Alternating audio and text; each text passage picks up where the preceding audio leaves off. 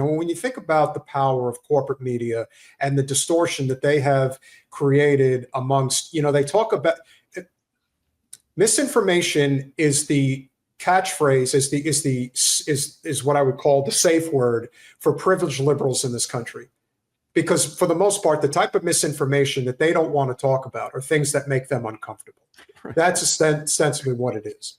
And so when the conversation came up the other day, 2 days ago, as a matter of fact, pertaining to Trump's greenlighting the release of about 2,000 documents regarding JFK's assassination, this was the reaction from CNN regarding such documents being released. 50-some years after the assassination of John F. Kennedy, the FBI says it's uncovered more than 2,000 new records about the 1963 killing that were not previously known of. The Bureau said officials made the discovery after President Trump's executive order last month prompted them to launch a new search. CNN's Jamie Gangel and Evan Perez join us now. Jamie, what do these new records say? What is actually in them? We don't know. Let's get that. So here are the numbers, which we do know. We're told it's about 2,400 documents, but 14,000. Jen, did you go to school with her by any chance? Wait, who is this? Jamie, I'm breaking your chops. Jamie Gangel. I can't help it. I'm sorry, I just can't. Why did you think her? I don't know. So if you're a National Archives because she wears it on her sleeve, that's why. Nerd, that's about 6 boxes of documents. So what would we like to know? Of course, what's in them? We don't know yet. Where did they find them? We don't know yet. Why were they missing all of these years? We do not know yet. But eventually they will be turned over to the archives. And unless there's something that's very sensitive in national security, we should see them shortly. Evan, this is obviously happening after President Trump ordered the release of these documents tied to the assassinations of JFK, Robert F. Kennedy, and Martin Luther King Jr. He, in his first term, tried to unseal some of these documents, but ultimately was talked out of it by the CIA. Are we actually going to see these documents this time, or could they get blocked again? My prediction is that he's going to run into the same issue because there are still some national security secrets that are in these documents and this is why this is going to be like the forever Netflix show, right? We can forever, we'll have this mystery out there. Listen to Kash Patel, who says he took a look at these documents during the first administration. Listen to what he says about them. I never believed that the CIA killed Kennedy. No. You're talking to a guy that's read the entire JFK file. You've seen all the secret stuff? I've seen all of that, and I've seen the 7 pages of the 9/11 report. I've seen it all. And what he goes on to say here is that the documents that are being withheld don't answer the questions that we all have, or that certainly are fueling the conspiracy theories. And by the way, those are still alive today.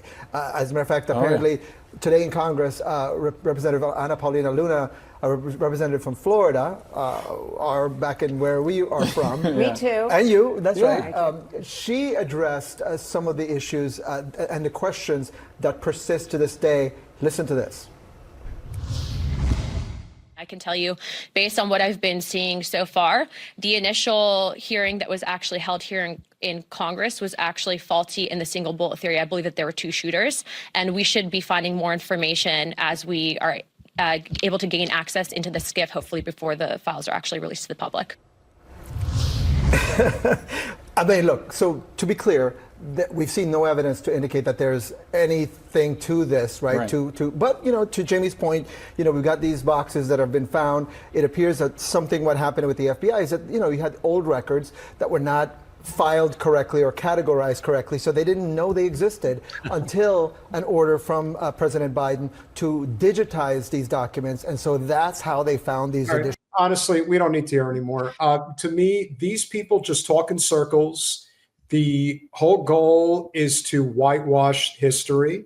The fact of the matter is they're more concerned about making fun of the fact that this somewhat of a floozy girl made it to the United States Congress and is in a very powerful position and says that there were two shooters. And he's like, yeah, there's no evidence that there were two shooters. Of course he would say something like that, even though all ballistic records and everything with regards to Parkland Hospital said that the shots came from the back end. Why did he even say, I didn't hear him criticizing her. I actually found her to be, I saw something from her yesterday. I think I saw the same thing yesterday or whatever, but I found her to be very capable and competent sounding. But he was kind of minimizing her, I thought.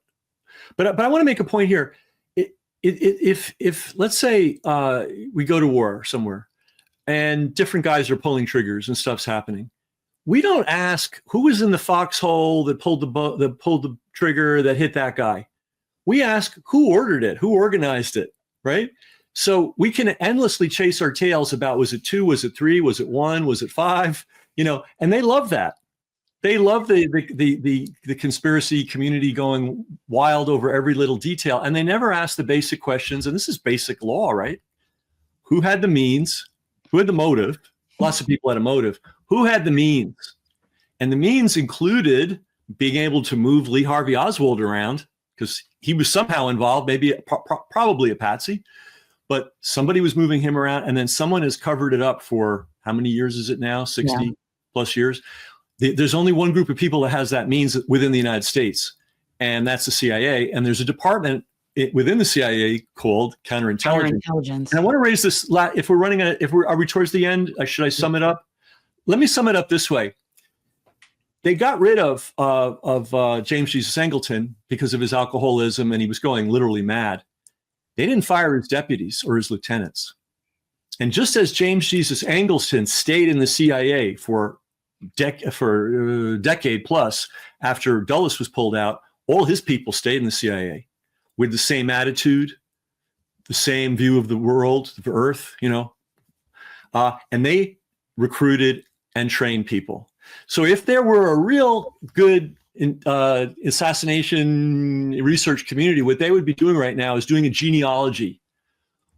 Who was James Jesus Angleton's closest lieutenants? Where are they now? Who did they recruit and train? Where are they now? Those are the malignant elements in the United States government. And those guys obviously get a clear pass because I bet I'm the first person you've ever heard raise this issue.